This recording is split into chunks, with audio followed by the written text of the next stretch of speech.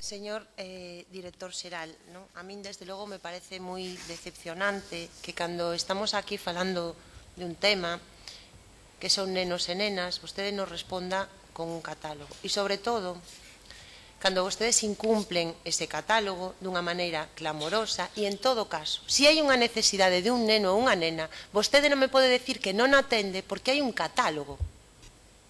Creo que esa non é a resposta que se espera de alguén que está xestionando a educación pública deste país.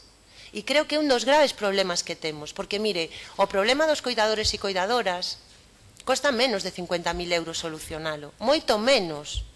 Por o tanto, o que estamos falando é dunha obstinación desta Consellería de Educación e non atender as necesidades educativas. E eu de verdade que creo que vostede que ten a responsabilidade de xestionar os centros deste país, debería de ir a visitar ao CEI, pero debería de ir a visitar para reunirse coa AMPA, para reunirse cas nais e cos pais que están sufrindo este problema, que están demandando unha atención e que creo que hoxe levan un xarro de auga fría, non só porque non os escoita, sino por a frialdade coa que vostede trata un problema educativo destas características e coa frialdade coa que trata un problema como o que estamos falando.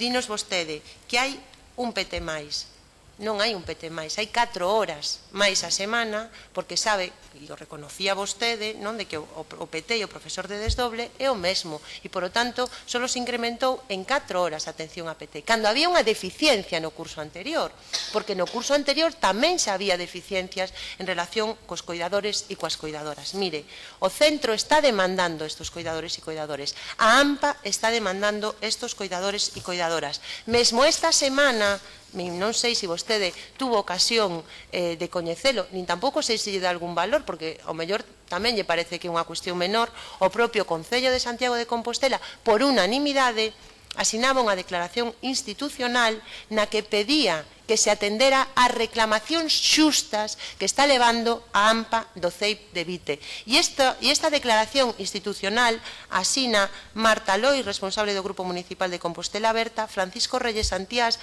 do Grupo Municipal do PSOE, Rubén Cela Díaz, do Grupo Municipal do PP, e Agustín Hernández Fernández, do Grupo Municipal do Partido, dixen do BNG, do Grupo Municipal do Partido Popular. Isto é o que tamén, desde o Concello de Santiago de Compostela, todos os grupos lle están reclamando a súa consellería. Xa sei que hoxe vostede aquí non me vai a decir que se equivocaron, que cometeron un error, pero creo que cando estamos falando de que hai alumnado en 4 aulas diferentes, que está diagnosticado que necesita un cuidador a tempo completo, non pode vir a respondernos burocráticamente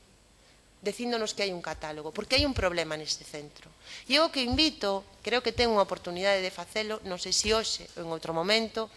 a polo menos ter o compromiso de que se vai a reunir e escoitar a AMPA. Creo que é a súa obrigación, porque estamos xogando co futuro de educación dos nenos e nenas, estamos xogando co seu dereito a recibir unha educación en igualdade e estamos, por o tanto, poñendo en cuestión como tratamos as persoas que teñen necesidades especiais e como o sistema educativo as está discriminando. Me parece que neste momento eso sería o único ou relevante que vostede podería asumir aquí un compromiso de que van a revisar este tema, de que vai a reunirse ca AMPA e de que o vai a estudar. Porque pense que non os pais e as nais que todos os días están, e remato, señor presidente, moitas grazas, os pais e as nais que todos os días están con esa pancarta que reclama unha educación inclusiva non o fan por hobby, fano porque defenden a dignidade e os dereitos dos seus fillos e as súas fillas. E eu se pídolle que olvide esa frialdade e que realmente teña a disposición a sentarse e a escoitalo.